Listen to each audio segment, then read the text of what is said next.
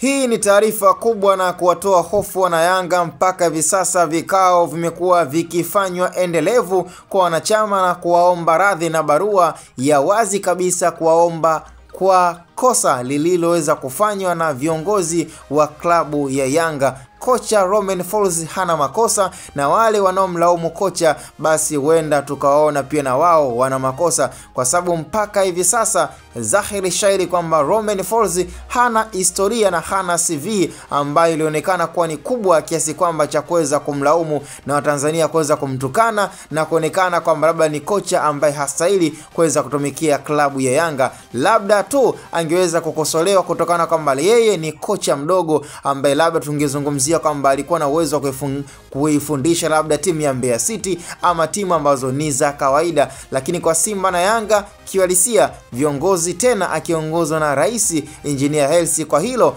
ameweza kukiri kwa wanachama na wazi hata kwa mashabiki kwamba lilikuwa ni kosa ambalo limeweza kujitokeza. Na hichi kinachoendelea kwa hivi sasa ni kwamba Yanga wanapambana ili mradi wavunje mkataba, kwa sababu waliweza kumwomba aweze kujiuzulu, lakini kocha ameng'ang'ania pale pale kwamba Yanga inabidi avunje mkataba, yeye apewe pesa zake, lakini hawezi akajiuzulu kirahisi kwa sababu yeye anachoamini kwamba yeye hana kosa lolote. Na tukiangalia ni kweli kabisa kwamba kocha Romain Folz hana makosa yoyote. Wenye makosa ni viongozi wa klabu ya Yanga. Ni kwa nini walimchukua kocha ambaye alikuwa na uwezo wa chini? Ni sawasawa na kumchukua mwalimu wa kidato cha 4 alafu akafundishe chuo kikuu. Hapo usimlaumu mwalimu wa kidato cha 4, bali inabidi uwalaumu viongozi waliomchukua mwalimu huyo wa kidato cha 4. Huu ni mfano mwepesi sana